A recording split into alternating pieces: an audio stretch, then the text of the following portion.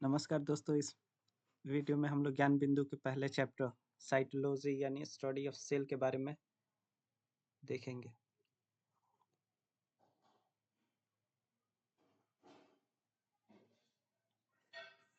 कोशिका विज्ञान का पहला प्रश्न है, निम्नलिखित कथनों पर विचार कीजिए। कोशिका सजीवों की रचनात्मक एवं क्रियात्मक इकाई है। तो हाँ, सही है। कोशिका के अभाव में सजीव के शरीर का निर्माण संभव नहीं है, बिल्कुल संभव नहीं है, यानी ऑप्शन सी इसका राइट आंसर हो जाएगा। कोशिका के किस भाग को सम्मिलित रूप से साइटोसोम कहा जाता है? तो कोशिका झिल्ली को भी कहा जाता है, कोशिका द्रव्य को भी कहा जाता है, कोशिका द्रव्य में स्थित कोशिकांग, इनमें से सभी, यानी ऑप्शन डी सही हो जाएगा। साइटोसोम के अंतर्गत निम्नलिखित में से कौन एक शामिल नहीं है? तो साइटोसोम के अंतर्गत केंद्रक शामिल नहीं है। कोशिका द्रव्य में स्थित जीवित रचनाएं जिनमें बढ़ने तथा विभाजन की क्षमता होती है, उसे क्या कहते हैं? तो ऑर्गेनॉइड कहते हैं। निम्नलिखित में से कौन सी कोशिकीय रचना ऑर्गेनॉइड नहीं है? तो रसधानियां ऑर्गेनॉइड नहीं है। निम्नलिखित में से कौन सा एक सही नहीं है?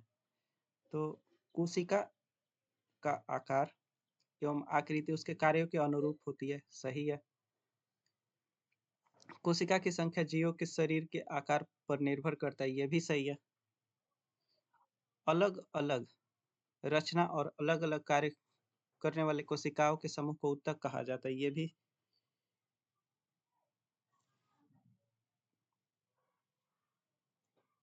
ये गलत है, यानी ऑप्शन सी सही हो जाएगा।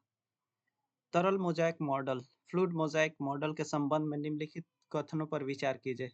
यह मॉडल कोशिका झिल्ली की संरचना को बताता है। यह मॉडल 1972 में सिंगर और निकोलस ने प्रस्तुत किया था।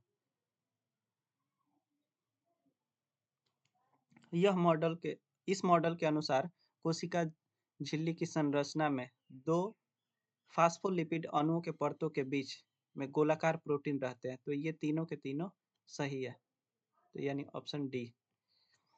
कोशिका का कौन सा भाग माइक्रोविलाई, सिलिया तथा फ्लैजिला जैसी संरचना का निर्माण करता है?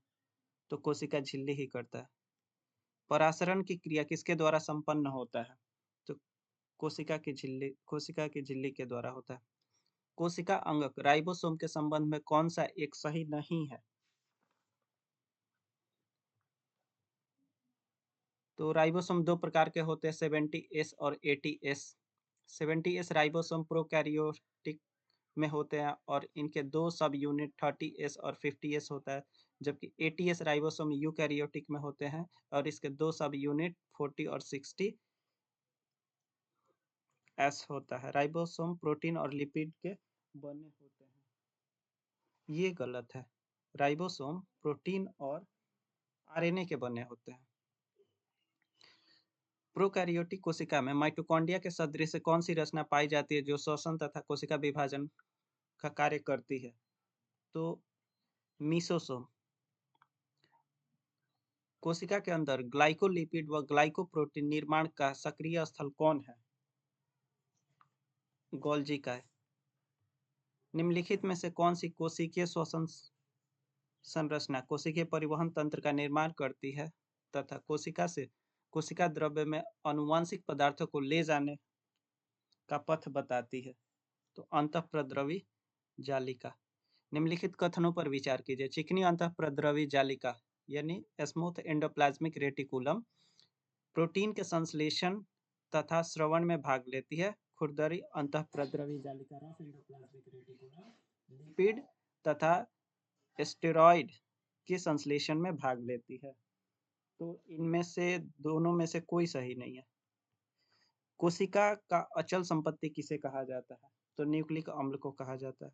निम्नलिखित कथनों पर विचार कीजिए। माइटोकॉन्ड्रिया कोशिका में पाए जाने वाला सबसे बड़े अंगक है। हरित लवक को कोशिका का रसोई घर कहा जाता है, ये भी सही है। गोल्जी काय को कोशिका के अणुओं का ट्रैफिक कंट्रोलर कहा जाता है। तो ये तीनों के तीनों सही है, ऑप्शन डी। निम्नलिखित कथनों पर विचार कीजिए। डीएनए को आनुवांशिक पदार्थ कहा जाता है, सही है। जीन को आनुवांशिक इकाई कहा जाता है, ये भी सही है, यानी ऑप्शन सी। एक और दो दोनों।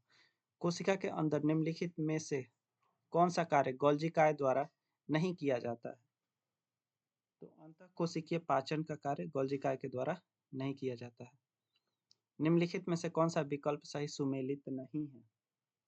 तो कोशिका का पावर हाउस माइटोकॉन्ड्रिया को कहा जाता है। कोशिका सबसे बड़ा अंगक लवक है। आत्महत्या की थैली लाइसोसोम होता है, जबकि पैलेट कौन राइबोसोम होता है, न कि स्फीरोसोम। तो यहाँ पर ऑप्शन डी सही हो जाएगा। निम्नलिखित में से कौन सा अर्ध स्वायत्त कोशिकांग है? तो हरित लवक और माइटोकॉन्ड्रिया दोनों के दोनों अर्ध स्वायत्त कोशिकांग है, क्योंकि इसमें डीएनए पाया जाता है। कोशिका प्रोकैरियोटिक कोशिका में किस कोशिका अंगक का अभाव रहता है? तो डीएनए का।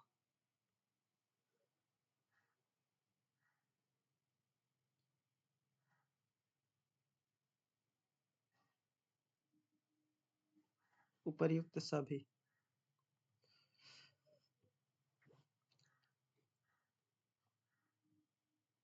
निम्नलिखित में से कौन सी रचना पादप कोशिका में पाए जाते हैं परंतु जंतु कोशिका में नहीं पाए जाते हैं? तो लवक पादप कोशिका में पाया जाता है, कोशिका भित्ति भी पाया जाता है, जबकि जंतु में नहीं पाया जाता है। रिक्तिका भी पादप कोशिका में पाया जाता है, जबकि जंतु में, यानी इनमें से सभी। निम्नलिखित में से कौन सी रचना जंतु कोशिका में पाए जाते हैं परंतु पौधे की कोशिका में नहीं? तो सेंट्रोसोम।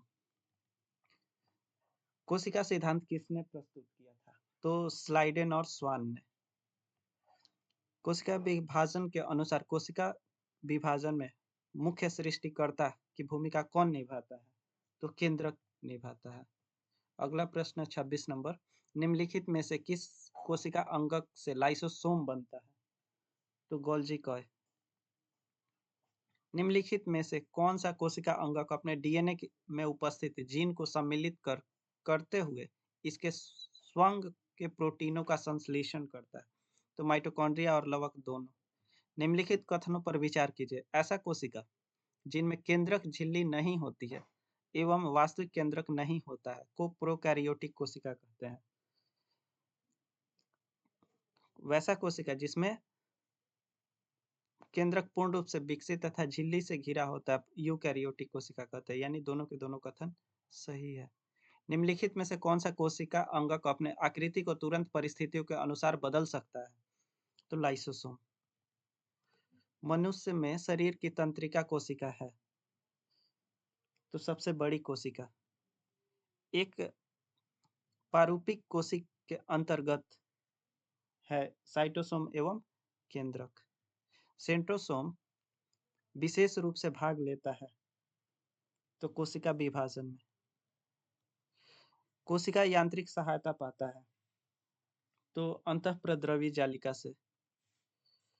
70s राइबोसोम पाया जाता है तो प्रोकैरियोटिक कोशिकाओं में।